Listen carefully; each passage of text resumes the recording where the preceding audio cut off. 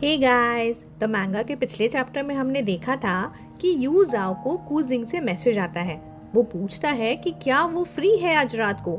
You जाओ जवाब देता है कि हाँ मैं फ्री हूँ। फिर कूजिंग उसे होटल नंबर भेजता है और यू जाओ का दिल तेज धड़कने लगता है। वो युआ हाओ को कॉल करके पूछता है कि ये इनविटेशन ही है ना। युआ हाओ कॉन्फिडेंटली जवाब देता है हाँ, और ये एक हुकअप भी है। यू जाओ थोड़ा कंफ्यूज हो जाता है, लेकिन एक बिजनेस मीटिंग के लिए गांव बुहाव से मिलता है। उसके बाद युआ हाओ के घर जाके रिलैक्स होता है और युआ हाओ उसे एक अजीब आउटफिट भी देता है, कहकर कि ये उसका पोटेंशियल अनलॉक करेगा। यू जाओ रिलक्टेंट होकर वो आउटफिट पहनता है और रिवर साइड होटल के लिए निकल पड़ता है। जब वो होटल पहुंचता है तो उसे पता चलता है कि कूजिंग अपने पेरेंट के साथ वहाँ है। यू जाओ थोड़ा सरप्राइज होता है, फोन चेक करता है और युआ हाओ का मैसेज पढ़ता है, जो और भी कॉम्प्लिकेशंस लाता है। अब आगे यू जाओ को वापस आता देख कूजिंग ने सोफे की तरफ गेस्चर आउट करते हुए कहा, प्रेसिडेंट जाओ प्लीज आके यहाँ बैठिए। यू जाओ ने एल्डर्स को थोड़ी पोलाइट स्माइल दी और जैसे ही बैठा तो उसे ऐसा महसूस हुआ कि वो हजारों कांटों पे बैठ रहा हो। वो उसके लिए एक थंडर बोल्ट की तरह फीलिंग दे रहा था। उसका दिमाग बिल्कुल काम करना बंद कर दिया था, लेकिन उसने अपने आप को काम करने की कोशिश की।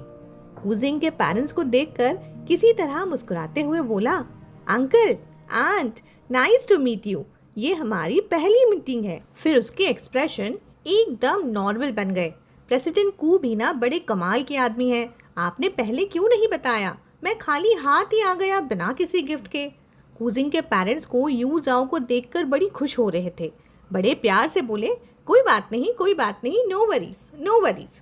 कूजिंग ने भी हंसकर जवाब दिया, कोई ज़रूरत नहीं है गिफ्ट्स की, मेरे पेरेंट्स बहुत इजी गोइंग है। कूजिंग की मॉम ने यू जाओ से बड़े प्यार से पूछा, तुम्हारा नाम यू जाओ है ना? तुम तो बहुत ही हैंडसम हो। कुछ इसी तरह ही कूजिंग के पेरेंट्स ने यू जाओ के साथ बात करना शुरू किया।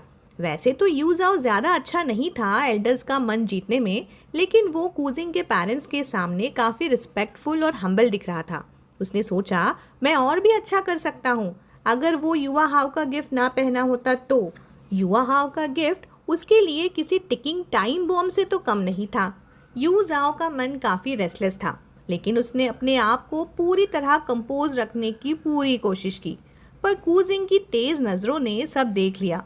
उसने सोचा कि शायद यू जाओ की तबीयत ठीक नहीं है। प्रेसिडेंट जाओ, कुछ प्रॉब्लम है तो बताइए, कूजिंग ने पूछा। मैं यू जाओ इंस्टिंक्टिवली कहना चाहता था कि नहीं, लेकिन फिर उसने सोचा हाँ कुछ तो है ही ना, तो बोला, मुझे रेस्टरूम जाना है। कूजिंग ने कॉर्नर की तरफ इशारा किया, वहाँ रूम का प्राइवेट रेस्टरूम है, वहाँ जा सकते हो। यू जाओ ने शुक्रिया कहा और सब एल्डर्स से एक्सक्यूज़ करते हुए जल्दी से रेस्टरूम की तरफ जाने लगा, जो प्राइवेट रूम के साथ ही अटैच था। जब यू जाओ रेस्टरूम गया, कूजिंग की मॉम ने कहा, तुम दोनों एक दूसरे से फेमिलियर नहीं हो क्या? तुम दोनों एक दूसरे को प्रेसिडेंट क्यों कह रहे थे? कोई और सुनेगा तो बोलेगा कि तुम दोनों बिजनेस पार्टनर्स हो, ना कि लवर्स जिनकी शादी होने वाली है। कूजिंग ने मुस्कुराते हुए जवाब दिया, क्या कपल्स होने में और बिजनेस पार्टनर्स होने में कोई बहुत बड़ा फ़र्क होता है? वो दोनों अलग है पगले, कूजिंग की मॉम ने कहा। तुम्हें थोड़ा ज़्यादा जेंटल और कंसिडरेट होना चाहिए, उसे वार्मथ और केयर देनी चाहिए। कूजिंग ने एग्री किया, ठीक है मॉम, मैं उसको जाकर चेक करता हूँ। ये कहकर कूजिंग खड़ा हो गया और पाउडर रूम की तरफ जाने लगा। इधर उसके डैड की सनक गई। उन्होंने एक रिमार्क किया, ये उसे वहाँ क्यों फॉलो कर रहा है? क्या ये ऑकवर्ड नहीं लगता? कूजिंग की मॉम ने जवाब दिया, जब हम बुढ़े हो जाएंगे तो कपल्स एक दूसरे की मदद तो करते ही हैं ना, हर काम में मदद करते हैं। अब अचानक ये ऑकवर्ड कैसे हो गया? इधर कूजिंग तो बिल्कुल ही ऑकवर्ड नहीं लग रहा था। उसने रेस्टरूम के डोर पे नॉक किया और अंदर घुस गया। जब यू जाओ ने सुना कि कोई नॉक कर रहा है तो वो तुरंत अंदर से बोला, अंदर मत आना। बहुत देर हो गई। कूजिंग ने दरवाज़ा खोला और अंदर एंटर भी कर लिया। मैं तो अंदर ही हूँ, ये कहकर उसने डोर को अंदर से बंद कर दिया। इधर यू जाओ चेंज करने के इन बिटवीन था, काफ़ी एम्बैरस फील कर रहा था। कूजिंग ने यू जाओ को देखा और थोड़ा सरप्राइज हो गया। यू जाओ को देखकर जो पहले काम किया था वो ये था कि उसने डोर को लॉक किया। पर सोचने वाली बात ये है कि ये काम यू जाओ ने क्यों नहीं किया?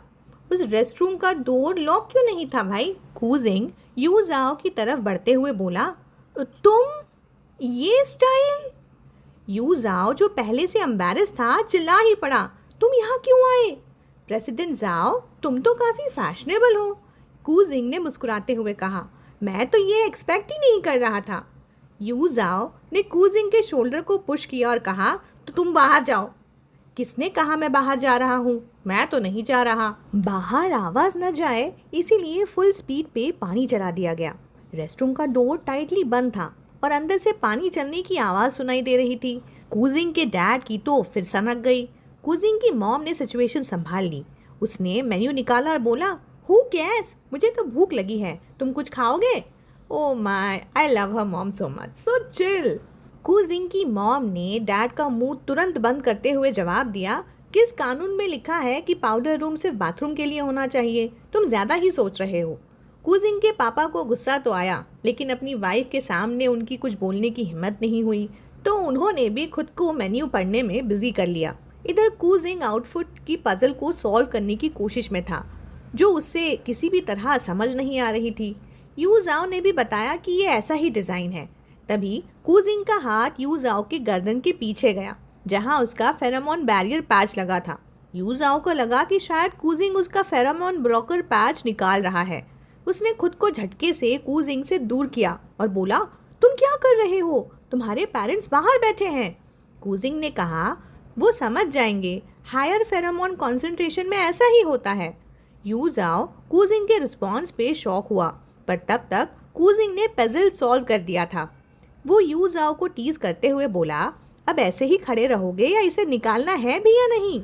फिर आगे कहा, वैसे तो हमारा फेरोमोन कॉन्सेंट्रेशन हाई है, पर फिर भी मुझे पता है कि किस टाइम पर क्या करना सही है, स्पेशली आज के इम्पॉर्टेंट ओकेजन पे प्रेसिडेंट जाओ के साथ। हाय, ये तो ग्रीन फ्लैग नहीं, पूरा ग्रीन फॉरेस्ट ही निकला। यू जाओ खुद पे ही एम्बैरस हुआ जा रहा था कि पता नहीं वो भी क्या क्या सोच रहा था। कूजिंग हुआ याओ के गिफ्ट का मजाक उड़ाते हुए बोला, ये डिज़ाइन तो बहुत ही कॉम्प्लिकेटेड निकला भाई। यू जाओ कूजिंग से बोला, तुम्हें ऐसी बातें नहीं बोलनी चाहिए जिससे लोग मिसअंडरस्टूड कर जाए। कूजिंग युवा हाउ के गिफ्ट को पैक कर रहा था, पर उसे कुछ खुराफात सूझी। उसने उसको अपने पॉकेट में ही डाल लिया। तब तक यू जाओ भी टाइडी अप हो ही गया था। बोला, चलो बाहर चलें। कूजिंग और यू जाओ पाउडर रूम से बाहर आए, लेकिन उनसे अभी भी एक अजीब सी खुशबू आ रही थी। यू जाओ ने एंडर से माफ़ी मांगते हुए कहा, अंकल आंटी, आपको इंतज़ार कराने के लिए माफ़ी चाहता हूँ। कूजिंग के पापा ने थोड़ा स्नॉट किया और बोला, तुम दोनों ने तो अपना ही टाइम ले लिया। कूजिंग की मॉम ने हल्का सा मुस्कुराते हुए जवाब दिया, यू जाओ को थोड़ा अच्छा नहीं लग रहा था ना, इसलिए थोड़ा ज़्यादा टाइम लग गया, इसमें क्या बात है। आओ मम्मी, आई लव यू। पर कूजिंग की मॉम के दिमाग में कुछ अलग ही विचार चल रहे थे। ये दोनों इतनी जल्दी क्यों आ गए? इतनी जल्दी ख़त्म भी हो गया? अभी तक तो ऑर्डर किया हुआ खाना भी नहीं आया। हाँ मॉम ने उसे 2 मिनट नूडल ही बना दिया लगता है। इस पर कूजिंग के पापा ने थोड़ा कंफ्यूज होते हुए कहा, पर हमारे बेटे को उसके साथ क्यों जाना पड़ा? एक साथ क्यों जाएंगे? कूजिंग के पापा की बात सुनते ही यू जाओ का चेहरा और ज़्यादा लाल हो गया।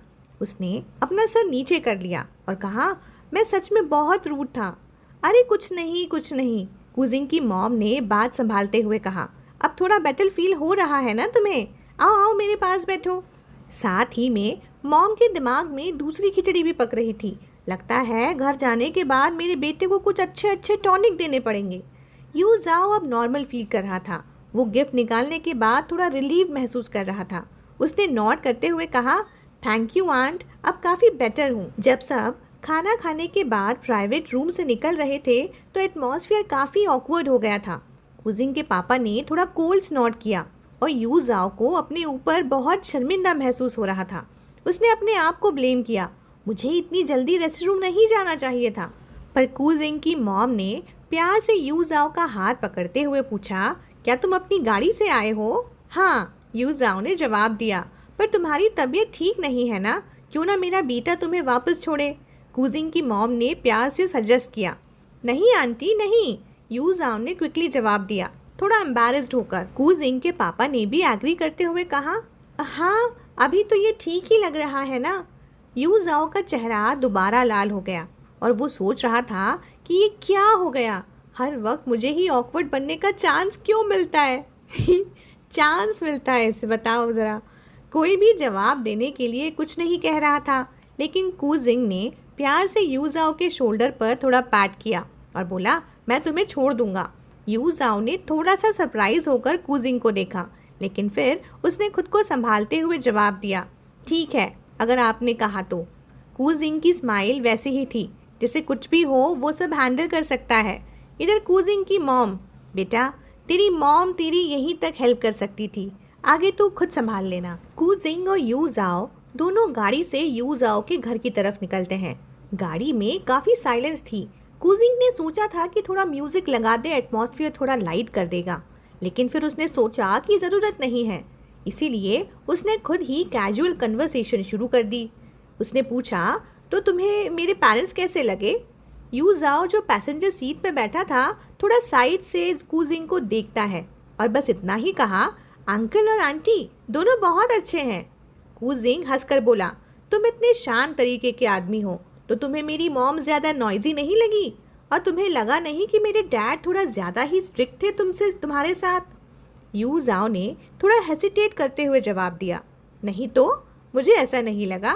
सच में? कूजिंग ने पूछा, मुझे सच्चा जवाब दे सकते हो? यही तो सच है, यूजाओ ने जवाब दिया। कूजिंग ने अपना शोल्डर उचकाया और स्टीरियल व्हील को घुमा दिया। यूजाओ ने कूजिंग को देखते हुए गहरी सांस ली। फिर उसने कहा, अगर तुम्हें पता होता कि मेरी फैमिली मुझे कैसे ट्रीट करती है तो तुम समझ पाते मैं क्यों ऐसे पेरेंट्स के बारे में कोई कंप्लेन नहीं कर सकता जो तुम्हारे पेरेंट्स जैसे इतने अच्छे हैं। ये बात कूजिंग की क्यूरोसिटी को जगा देती है। कूजिंग ने अपने फिंगर स्टीयरिंग व्हील पर टैप करते हुए पूछा, तुम्हारी फैमिली तुम्हें कैसे ट्रीट करती है? यूजाओ ने कैजुअली विंडो के बाहर देखते हुए पूछा, क्या तुमने मैच मेकर से नहीं पूछा था? वो दोनों एक मैच मेकिंग एजेंसी के थ्रू मिले थे। दोनों ही मैच्योर बिजनेस प्रोफेशनल्स थे, इसीलिए एक दूसरे के परिवार के बारे में न पूछना थोड़ा अजीब होता। लेकिन यूजाओ ऐसे पर्सनल डिटेल्स शेयर करने वाला भी नहीं था। जो लोग कहते हैं वो सिर्फ सुनने सुनाने की बात होती है, मैं तो असली बात तुमसे सुनना चाहता हूँ, कूजिंग ने जवाब दिया। उसका टोन बिल्कुल कैजुअल था, लेकिन कुछ क्यूरोसिटी भी थी। यूजाओ ने एक गहरी सांस ली, थोड़ा हेल्पलेस महसूस करते हुए। उसे अपने परिवार के बारे में बात करना बिल्कुल भी पसंद नहीं था, पर जैसे जैसे उन दोनों के बीच में चीज़ें बदल रही थी, यूजाओ जानता था कि वो इस बात को छुपा कर नहीं रख सकता। तो फिर चाहे उसे अच्छा ना लगता हो, फिर भी उसे ये ज़रूरी बात कूजिंग को बतानी ही पड़ेगी। तो यूजाओ ने अपने फैमिली डिटेल्स कूजिंग को बताना शुरू किया। तो वो मेरे ओमेगा फादर को ज़्यादा लोग नहीं जानते। मेरे अल्फ़ा फादर यू हाई हैं जो काफ़ी मशहूर हैं। वो तो काफ़ी फेमस हैं, कूजिंग ने जवाब दिया। यहाँ सब लोग उन्हें जानते हैं, है ना? हो सकता है, यूजाओ ने श्रग करते हुए कहा। उसका टोन किसी भी प्राइड के बिना था। मेरे बायोलॉजिकल ओमेगा फादर और यू हाई सालों तक साथ में रहे थे बिना शादी किए। बाद में यू हाई ने डुआन केई से शादी की, जो एक अच्छे परिवार से था। उन्होंने यू योंग को जन्म दिया। वो भी यू कॉरपोरेशन में ही काम करता है, जैसे मैं करता हूँ। तुम्हें ये सब पता था, है ना? कूजिंग ने अपने सर को हाँ में हिलाया, लेकिन उसकी क्यूरोसिटी बढ़ गई थी। और तुम्हारे बायोलॉजिकल फादर का क्या हुआ? यूजाओ की आंखों में गम का अंधेरा था और वो थोड़ी देर के लिए दूर कहीं देखते हुए चुप रहा, जैसे वो अपने फादर की पुरानी मेमोरीज को याद कर रहा हो। फिर बोला, वो काफ़ी पहले गुजर गए। कूजिंग ने धीरे से सर हिलाया। उसके लिए ये नया नहीं था। उसे पता था कि यूजाओ के बायोलॉजिकल फादर यिंग नोंग अपने यूनिवर्सिटी के दिनों में यू हाई के साथ रिश्ते में थे, पर जब यू हाई अपने करियर में आगे बढ़ा तो उसने इंग नोंग को छोड़ दिया और डुआन केई से शादी कर ली। इंग नोंग प्रेग्नेंट था जब उसे छोड़ दिया गया था, लेकिन उसने यूजाओ को पैदा करने का फैसला लिया। जब यूजाओ 15 साल का था, इंग नोंग बीमारी से गुजर गए। क्योंकि अभी तक यूजाओ माइनर था, तो कोर्ट ने फैसला दिया कि यू हाई उसका ध्यान रखे। हालांकि डुआन केई को ये पसंद नहीं था। कूजिंग के लिए ये समझना मुश्किल नहीं था कि यूजाओ की फैमिली उसे कैसे ट्रीट करती होगी। यूजाओ ने थोड़ी देर सोचा, फिर धीरे से कहा, वैसे क्या तुम यू हाई और डुआन केई से मिलना चाहोगे? कूजिंग ने मुस्कुराते हुए हल्की मजाक करने वाली टोन में कहा, ऑफ कोर्स, मैं चलूँगा ना, तुम अरेंज करना। आगे कू जिंग ने धीरे से पूछा, तुम्हारे ओमेगा फादर को कहाँ दफन किया गया है? कभी उनके साथ चलकर मैं उनकी भी इजाज़त लेना चाहूँगा। मुझे तुम्हारे फादर से मिलना चाहिए। यू जाओ थोड़ा सोच कर बोला, तुम शादी की बात कर रहे हो? कू जिंग मुस्कुराते हुए बोला, हाँ और क्या। यू जाओ थोड़ा स्टन्ड हो गया। कू जिंग ने कंटिन्यू किया, क्या क्या तुम्हें नहीं चाहिए था? यू जाओ जवाब देने ही वाला था कि नहीं, तुम्हें क्या लगा कि मैं क्या चाहता था? कू जिंग थोड़ा मुस्कुराते हुए बोला, मुझे लगा तुम चाहते हो कि हम धीरे धीरे प्रोग्रेस करें, डेट्स पे चाय पहले, मूवीज़ देखें, डिनर करें, थोड़ा रोमांटिक स्टफ। यू जाओ ने थोड़े इरिटेशन के साथ कहा, मुझे ये सब नहीं चाहिए। ग्रेट, जब तक तुम इस स्पेस से कंफर्टेबल हो तो सब ठीक है, कू जिंग ने कहा। यू जाओ को थोड़ा सस्पिशन महसूस हुआ, पर तुमने मुझसे शादी के लिए इतनी जल्दी कैसे डिसाइड कर लिया? तुमने मुझसे शादी करने के लिए इतना जल्दी क्यों डिसाइड कर लिया? कू जिंग ने वापस पूछा। यू जाओ हेल्पलेसली बोला, ये तुम्हें मुझसे नहीं पूछना चाहिए था। क्यों नहीं? यू जाओ कहना चाहता था कि तुम मेरी बेस्ट चॉइस हो, पर उसे ये लगता था कि कू जिंग की वो बेस्ट चॉइस नहीं है। लेकिन वो जान गया था कि ये बोलने से किसी को भी खुशी नहीं मिलने वाली। क्लाइंट के साथ भी तो बात करते वक्त थोड़ा टैक्टफुल होना ही पड़ता है ना। तो उसने कहा, क्योंकि तुम आउटस्टैंडिंग हो। तो कू जिंग ने भी हंसकर कहा, तुम भी आउटस्टैंडिंग हो। कू जिंग ने अपनी कार यू जाओ के घर के बाहर पार्क कर ली थी। यू जाओ ने कामली कहा, थैंक यू, मेरा घर आ गया है। कू जिंग ने प्यार से यू जाओ के गले के नीचे से हल्का सा टच किया। यू जाओ रिफ्लेक्सिवली शिवर कर गया। फिर से नहीं, कू जिंग ने एम्फेसाइज करते हुए कहा, मैं वो नहीं कहा जो तुम सोच रहे थे, बस तुम्हें किस करना चाहता हूँ। और फिर कू जिंग ने प्यार से यू जाओ को गले के नीचे सपोर्ट करते हुए जेंटली एक किस किया। तो गाइज, आप सबको कू जिंग की मॉम कैसे लगी कमेंट करके ज़रूर बताइएगा। चलिए फिर मिलते हैं अगली वीडियो में। Good night.